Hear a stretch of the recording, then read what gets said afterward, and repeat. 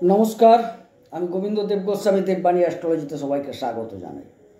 আলোচনা হচ্ছে মীন রাশি সংক্রান্ত। কালপুরুষ চক্রের দ্বাদশ ঘর মীন রাশির ঘর।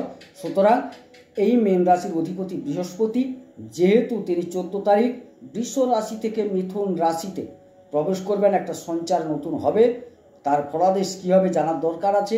এবং আপনার রাশিতে বসে আছেন কে না রাহু, তিনি কিন্তু চেঞ্জ করবেন 18 তারিখ, তারও ফলাদেশ কী হবে জানার দরকার আছে। এ ব্যতীত আপনার রাশিতে শনি শুক্র বসে আছেন, বুধ কিঞ্চিত থাকছেন তারপর চেঞ্জ করছেন। আপনার দ্বিতীয় ঘর অর্থাৎ মেষ রাশিতে রবি বসে আছেন উচ্চাবস্থায়, তিনি আবার 16 তারিখ চেঞ্জ করবেন। আপনার তৃতীয় ঘর বৃষ রাশিতে আসবেন। বৃষ রাশিতে 13 তারিখ সামথিং বসে থাকছেন কে বৃহস্পতি, তিনি 14 তারিখ আবার চলে আসছেন কোথায় মিথুন রাশিতে। আর কর্কটে মঙ্গল নিচস্থ অবস্থায় আছেন। কেতু 18 তারিখ ষষ্ঠে সিংহ রাশিতে আসবেন, তার পূর্বে তিনি কিন্তু কন্যা রাশিতে বসে আছেন। অষ্টমে কেউ নেই, তুলা রাশিতে কেউ নেই, বৃশ্চিকে কেউ নেই, ধনুতে কেউ নেই, মকরে কেউ নেই এবং কুম্ভ রাশিতে 18 তারিখ রাহু আসবেন। তো গ্রহাবস্থান এই, এর থেকে আমরা আলোচনাটা শুরু করব। এবারে আপনার যেহেতু মীন রাশি, সেখানে আমি 1 লিখে রেখেছি, দেখুন 1 লেখা আছে। এখান থেকে আপনার শরীর স্বাস্থ্য মন মানসিকতা আলোচনা করব। যাই হোক, আলোচনা শুরুতে বলি, শরীর স্বাস্থ্য খুব একটা খারাপ যাবে না, কিন্তু ঘটনা হচ্ছে আপনার 7.5 চলছে, সেটাকে মাথায় রেখে আলোচনাটা করতে হচ্ছে। যে একদম সুস্থ অসুস্থতার ব্যাপারটা বলি, যে আপনার রাশিতে কিন্তু একদম শনিদেব নিজে বসে আছেন, 7.5 চলছে। সুতরাং সেদিক থেকে আপনার শারীরিক কিছু প্রবলেম এলেও আসতে পারে, কিন্তু গ্রহাবস্থানের ভিত্তিতে দেখা যাচ্ছে যে 18 তারিখ থেকে কিছু গুপ্ত রোগ মাথাচাড়া দিতে পারে, কিছু পুরনো রোগ পুনরায় দেখা দিতে পারে, সেক্ষেত্রে আপনাকে সাবধান থাকতে হবে। আদারওয়াইজ সেরকম কোনো সমস্যা দেখা যাচ্ছে না, শরীর স্বাস্থ্য ভালো থাকবে। আর মন মানসিকতাও কিঞ্চিত বিঘ্নিত হলেও দেখা যাচ্ছে যে সেরকম কোনো বিশাল কিছু খারাপ অবস্থায় যাওয়ার নেই। দ্বিতীয় ঘরে রবি উচ্চাবস্থায় আছেন। রবি হচ্ছেন আপনার ষষ্ঠপতি, দ্বিতীয় ঘরে উচ্চাবস্থায় আছেন কত তারিখ? 15 তারিখ পর্যন্ত। তারপর কিন্তু যাবেন কোথায় না আপনার তৃতীয় ঘরে। দেখা যাচ্ছে যে সঞ্চয়ের ক্ষেত্র খুব একটা খারাপ যাবে না, তবে আহামরি কোনো সঞ্চয়ও আমি দেখছি না। কিঞ্চিত সঞ্চয় অবশ্যই আছে, তবে মধ্যে মধ্যে ঋণের যোগও তৈরি হয়ে যাবে। কোনো একটা জিনিস কিনতে গেলেন, সাময়িক একটা ঋণ হওয়ার সম্ভাবনাও আছে, তবে সেটাকে আপনি ঠিক করে নিতে পারবেন। তো সঞ্চয় যোগ খুব একটা আহামরি আমি কিন্তু দেখছি না, তবে মোটামুটি একটা ব্যালেন্স থাকছে। এবারে তৃতীয় ঘরে কিন্তু রবি চলে যাচ্ছেন থার্ড হাউসে, অর্থাৎ ভ্রাতা, পরাক্রম, সাহস, এইগুলো আমরা আলোচনা করে থাকি। আর তৃতীয় ঘরে রবি বৃহস্পতি থাকছেন কতদিন? 14 তারিখ তিনি চেঞ্জ করছেন, তার পূর্ব পর্যন্ত থাকছেন। তাহলে 14 তারিখ পর্যন্ত বৃহস্পতি থাকার সুবাদে ভাইদের সাথে সম্পর্ক খুব একটা খারাপ যাবে না, কারণ সেই থার্ড হাউসের অধিপতি আপনার যেহেতু রাশিতে বা লগ্নে উচ্চাবস্থায় আছেন। এক্ষেত্রে দেখা যাচ্ছে কি না আপনার ভাইয়েরা আপনার অনুগত থাকছে, সাহস পরাক্রমতার যথেষ্ট বৃদ্ধি এটা দেখতে পাচ্ছি আমরা। তো যাই হোক, যোগাযোগও ভালো ভালো জায়গায় হবে। তারপর কি হবে, রবি যখন থার্ড হাউসে আসবেন, আবার বৃহস্পতি বেরিয়ে আসবে, আপনার একটা অহংবোধ, আমিত্ববোধ যোগাযোগের ক্ষেত্রে কিছুটা বাধা তৈরি করবে বা যোগাযোগে কিছুটা হানি ঘটাবে, সমস্যা তৈরি করবে। ভাইদের সাথে সম্পর্ক অবশ্যই ভালো থাকবে, তবে আপনাকে একটু সংযত থাকতে হবে, মন মানসিকতাকে ধীর স্থির রাখতে হবে, অহংকারটাকে একটু দূরে সরিয়ে রাখতে হবে, না হলে কিন্তু ভাইদের সাথে আবার একটা চিড়ের সম্ভাবনা দেখা যাচ্ছে।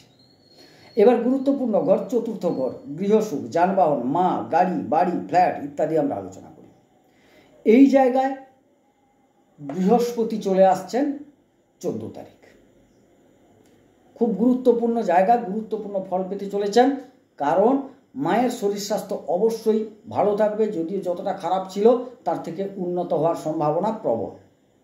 যারা গাড়ি কিনবেন বলে বহুদিন ধরে চেষ্টা করছিলেন, পারছিলেন না, তাদের কিন্তু সময়টা চলে এসছে, আপনারা গাড়ি কিনতে পারেন। অবশ্যই একটা যোগ ভালো আসছে, তবে 18 তারিখ রাহু যখন চলে আসবেন দ্বাদশে, সেখান থেকে আপনাকে দৃষ্টি দেবেন, অবশ্যই গাড়ি কেনার যোগ, এটা কিন্তু বলবো গাড়ি কেনার যোগ প্রবল তৈরি হবে। কিন্তু কাগজপত্রগুলোকে একটু দেখে নেবেন, কারণ রাহু একটু ভ্রান্তি তৈরি করেন, ভুলভাল পথে নিয়ে যান। সচেতনভাবে কিনুন। গাড়ি ক্রয়ের যোগ, বাড়ি ক্রয়ের যোগ প্রবল দেখাচ্ছে আপনার। সুতরাং গাড়ি বাড়ি আপনি কিনতে পারেন। মায়ের শরীর স্বাস্থ্য ভালো থাকবে। গৃহসুখ কিছুটা বৃদ্ধি পাওয়ার যোগ দেখা যাচ্ছে এক্ষেত্র থেকে। এবার চলে আসি পঞ্চম স্থল, খুব গুরুত্বপূর্ণ জায়গা। হ্যাঁ, আরও একটা, চতুর্থ ঘরে কিন্তু সাধারণ শিক্ষাটা বিচার করা হয়, সেই যোগটাও ভালো আসছে আপনার। যারা পঠন পাঠন করছেন তাদের ক্ষেত্রে ভালো যোগ। এবারে উচ্চশিক্ষাটা আমরা পঞ্চম থেকে বিবেচনা করে থাকি। পঞ্চমে কিন্তু মঙ্গল নিচস্থ অবস্থায় থাকছেন। আর ধরে নিতে হবে চন্দ্র আপনার রাশিতে, এবং চন্দ্র কিন্তু 54 ঘন্টা অন্তর পরিভ্রমণ করেন। সুতরাং মন মানসিকতার উথল পাথল ভাব থাকবে। আর যেহেতু মঙ্গল নিচস্থ হয়ে যাচ্ছেন পঞ্চমে, সেক্ষেত্রে কিন্তু আপনার পঠন পাঠনের ক্ষেত্রে একটু সমস্যা হবে। মন কিন্তু নিবদ্ধ থাকবে না। ভুল বিদ্যালয় পছন্দ হয়ে যেতে পারে, ভুল সাবজেক্ট পছন্দ হয়ে যেতে পারে।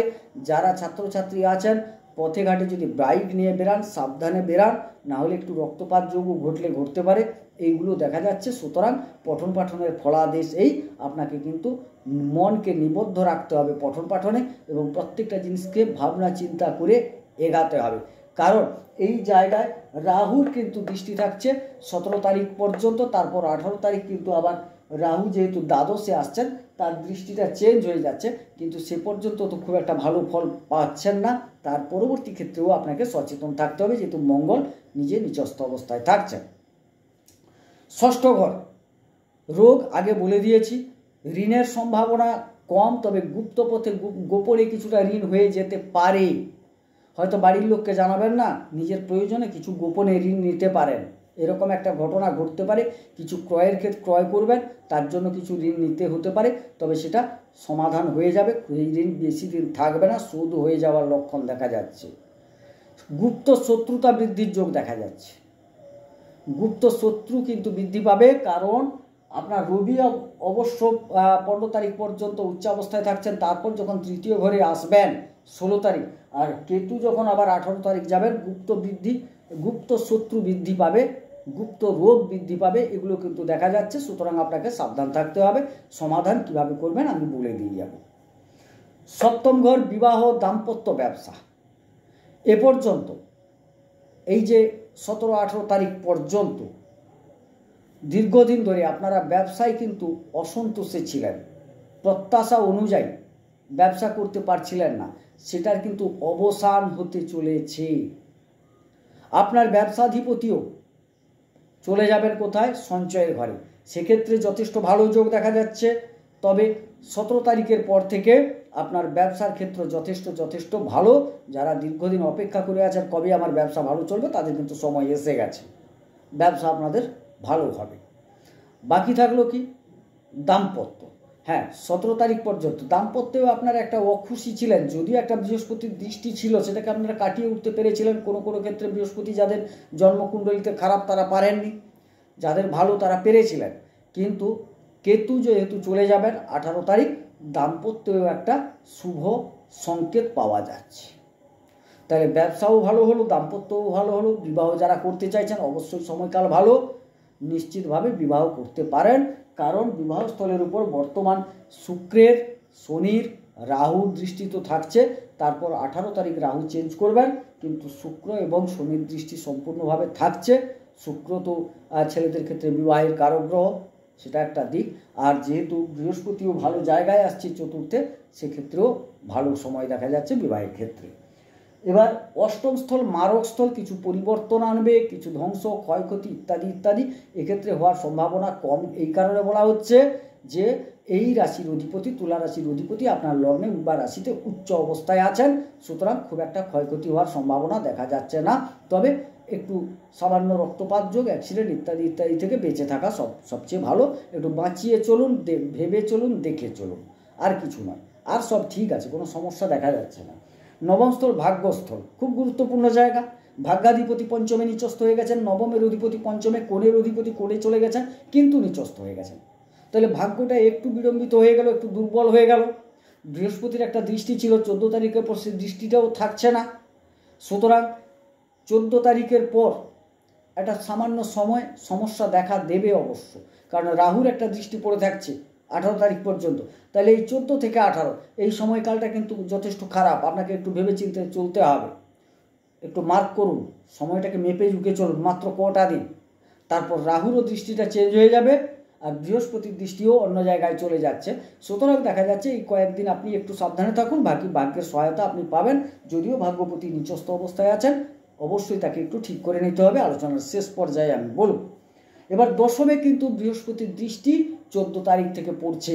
হ্যাঁ, দীর্ঘদিন আপনারা কাজের জন্য হন্যে ঘুরছিলেন।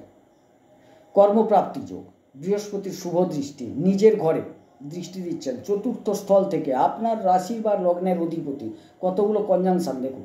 একটা আপনার লগ্ন বা রাশির অধিপতির সুখস্থলে গেলেন, সেখান থেকে আপনার কর্মস্থলে দৃষ্টি দিলেন। যারা কাজের জায়গায় যুক্ত আছেন, সম্মান বৃদ্ধি যোগ, প্রমোশন যোগ এগুলো দেখা যাচ্ছে। বেতন বৃদ্ধি হতে পারে, উপযুক্ত জায়গায় ট্রান্সফার হতে পারে। যা যা প্রত্যাশা করছিলেন সেগুলো কিন্তু পাবেন। যারা নতুন কাজে যুক্ত হতে চাইছেন, কর্মপ্রাপ্তি যোগ প্রবল। এক্ষেত্রে একটা কথা স্মরণ করিয়ে দিই, ভাগ্যযুক্ত কর্ম সমান ফল। একটা গ্রহগণ পরিবেশ তৈরি করে দিয়েছেন, আপনাকে কিন্তু সেই পরিবেশটাকে নিজের পক্ষে নিজের অনুকূলে আনতে হবে। আপনি যদি মনে করেন যে কর্মপ্রাপ্তি যোগ যেহেতু আছেন, বাড়িতে বসে থাকবো, কর্ম এসে ঢুকে যাবে, তা কিন্তু নয়। কাজ করতে হবে, আপনাকে চেষ্টা করতে হবে কর্মপ্রাপ্তির জন্য। অবশ্যই প্রাপ্তি যোগ দেখা যাচ্ছে, উন্নতি যোগ দেখা যাচ্ছে, শ্রীবৃদ্ধি যোগ দেখা যাচ্ছে। সুতরাং কাজের ক্ষেত্র ভালো। হ্যাঁ, আর একটা সাবধানতা করে দিই, সাবধানতা বাণী যেটাকে বলে, যেহেতু আপনার 7.5 চলছে, যারা কাজের জায়গায় আছেন হুটহাট করে কাজ ছেড়ে দেবেন না। 7.5 কাজ চলে গেলে কাজ ফিরে পাওয়া বড় মুশকিল হয়, সেক্ষেত্রে একটু সাবধান থাকা বাঞ্ছনীয়। যারা কাজ পাননি তারা কাজ পাবেন, কর্ম যারা করছেন শ্রীবৃদ্ধি করবে, কিন্তু কাজটাকে ছেড়ে দেবেন না ইচ্ছা করে। বেটার কোনো জায়গা পেলে আগে দেখুন, পছন্দ করুন, সেখানে প্রবেশ করুন, তারপর না হয় এখানে ছাড়বেন। হট করে ছেড়ে দিয়ে বসে যাবেন, কাজ কিন্তু পাওয়া মুশকিল হয়ে যাবে। যাই হোক, দশম ঘর থেকে আপনারা খুব ভালো ফল পাচ্ছেন। এবারে একাদশ স্থল উপার্জন স্থল। উপার্জনের অধিপতি শনি আপনার রাশিতে বসে গেছেন, মানে উপার্জন আপনার বাড়িতে পৌঁছে যাবে। কীরকম পৌঁছাবে? কাজ না করলে পৌঁছাবে। কাজের জায়গা পেলেন, দশম ঘর থেকে বললাম, তাইলে তো উপার্জন আসবে। যে যেই কাজে থাকুন না কেন, উপার্জন তো অবশ্যই আসবে, কারণ উপার্জন যোগ ভালো দেখাচ্ছে। আপনার দশম স্থল থেকে কর্মযোগ ভালো, উপার্জন যোগ ভালো। এটাকে কোনো কিচ্ছু করার দরকার নেই, একদম সুফল পাচ্ছেন। বাকি দ্বাদশে রাহু আসছেন 18 তারিখ। একটু বিদেশ সংক্রান্ত বিষয়ে যোগাযোগ হতেই পারে, আর বিদেশে যারা কাজ করছেন তাদের শ্রীবৃদ্ধি হতে পারে। রাহুর কয়েকটা দৃষ্টি দেখা যাচ্ছে, খুব একটা খারাপ নয়, ভালো। রাহু তার আনন্দময় জায়গা থেকেই দৃষ্টিটা দেবেন, সুতরাং ভালো ফল পাবেন। এক্ষেত্রে নিশ্চিত কোনো ভাবার দরকার নেই। তবে রাহু কিন্তু তার নিজস্ব যে চরিত্রের গুণে কিছু ভুলভাল ঘটাবেন, সেদিকে কিন্তু দৃষ্টি রাখতে হবে। এই যে গাড়ি কেনার যোগ বললাম, গাড়ি কিনতে গেলে সচেতনভাবে কাগজপত্র দেখে নেন, আপনার কিস্তি টিস্তি যা যা বিষয়গুলো ভালো করে বুঝে নেন, কারণ সেক্ষেত্রে কিন্তু রাহু একটু বিভ্রান্তি তৈরি করতে পারে। বাড়ি কেনার ক্ষেত্রেও অনুরূপ কথা বললাম। পঠন পাঠনের ক্ষেত্রে কিছুটা সমস্যা তৈরি করলেও তারপরে যারা উচ্চ শিক্ষায় তাদের ক্ষেত্রে সমস্যাটা কমে যাবে 18 তারিখ থেকে। তারপরে কিন্তু সাধারণ শিক্ষা যেটা, সেক্ষেত্রে একটু সমস্যা তৈরি করতে পারে এরা, তবে খুব একটা খারাপ করবে না, কারণ ভালো জায়গা থেকে দৃষ্টিটা দিচ্ছে, এটুকু বলা যায়। যাই হোক, তবু সাবধান থাকা বাঞ্ছনীয়। এই ছিল আজকের আলোচনা। যদি আলোচনা ভালো লাগে অবশ্যই আমার চ্যানেলটিকে সাবস্ক্রাইব করবেন, লাইক করবেন। কী ধরনের আলোচনা চাইছেন তা আমাকে কমেন্টে জানাবেন। এবারে বলে নিই কী কী সমাধান করবেন। সমাধান সেরকম বিশদ কিছু করার দরকার হবে না, শুধু বলবো মঙ্গল যেহেতু পঞ্চমে নিচস্থ হয়ে গেছেন, মঙ্গলকে একটু সমাধান করে নেবেন, কেতুকে একটু সমাধান করুন, তাতে কিন্তু শুভফল পাবেন। বাকি হনুমান চালিসা পাঠ করতে হবে, যেহেতু 7.5 চলছে, হনুমানজিকে একটু ধুনো দেবেন, তাতেই যথেষ্ট। আর বাকি একটু শনিবার দিন নিরামিষ খান, মঙ্গলবার নিরামিষ খান, তাতেও ভালো ফল পাবেন। আর বাকি মঙ্গলের একটু আমি প্রণাম মন্ত্র বলছি, মঙ্গলের প্রণাম মন্ত্র বলে মঙ্গলকে প্রণাম জানান, যথেষ্ট শুভ ফল পাবেন আপনি। ধরণী গর্ভসম্ভূতং বিদ্যুৎ পুঞ্জ সমপ্রভম কুমারং শক্তিহস্তঞ্চ লোহিতাঙ্গং নমাম্যহম, এই বলে মঙ্গলকে প্রণাম জানান, তাতে যথেষ্ট শুভফল পাবেন। বাকি থাকলো কেতু, পলাল ধূম সংকাশং তারাগ্রহ বিমর্দকম রৌদ্রং রুদ্রাত্মকং ক্রূরং তং কেতুম প্রণমাম্যহম, এই বলে কেতুকে প্রণাম জানান। আর বাকি শনির কথা তো বললাম। আর রবি মোটামুটি সঞ্চয়ের জায়গায় উচ্চাবস্থায় আছেন, তারপর তৃতীয় ঘরে যাচ্ছেন, পারলে রবিকে একটু অর্ঘ্য দেবেন আর প্রণাম জানাবেন। জবা কুসুম সংকাশং কাশ্যপেয়ং মহাদ্যুতিম ধান্তারিং সর্বপাপগ্নং প্রণৌতস্মি দিবাকরম, এই বলে রবিকে প্রণাম জানাবেন। যথেষ্ট উপকৃত হবেন। যতটা ক্ষয়ক্ষতি হওয়ার কথা হবে না, কারণ ভাগ্য একটু বিলম্বিত করবে আপনাকে, কিন্তু কর্মপ্রাপ্তি যোগ আছে, উপার্জন যোগ ভালো, অন্যান্য ক্ষেত্রগুলোও ভালো দেখছি। হ্যাঁ, প্রেমের ক্ষেত্রে, শিক্ষাক্ষেত্রে একটু সমস্যা আছে, ওইগুলো ঠিক করে নেবেন, তাতে ঠিকঠাক হয়ে যাবে। আশা করি সবাই বুঝতে পারলেন। আর বাকি যদি মনে করেন, হ্যাঁ এটা তো গোচর ভিত্তিক আলোচনা, নির্দিষ্ট জন্মকুণ্ডলী ধরে নয়, তো আপনার কুণ্ডলী যদি একদম খারাপ থাকে কিছু করার নেই, দুর্ভাগ্য, যতটা বললাম সুফল নাও পেতে পারেন। কিন্তু কুণ্ডলী যদি একটু সাপোর্ট করে, অবশ্যই কর্মপ্রাপ্তি, উপার্জন বৃদ্ধি যোগ দেখা যাচ্ছে। হ্যাঁ, আপনার কুণ্ডলী কি বলছে আপনি বুঝতে পারছেন না, যোগাযোগ করতে পারেন। আমার দুটো নাম্বার দেওয়া আছে, প্রথমে দেওয়া আছে কল নাম্বার 9609078231, কেবলমাত্র কলের জন্য। আর নিচেরটি হচ্ছে হোয়াটসঅ্যাপ নাম্বার 8972451464, এই নাম্বারে হোয়াটসঅ্যাপ করতে পারেন, হ্যাঁ যদি প্রয়োজন বোধ করেন। যাই হোক, সবাই সুস্থ থাকুন, সুন্দর থাকুন, ঈশ্বর সকলের মঙ্গল করুন, মঙ্গল হোক, নমস্কার।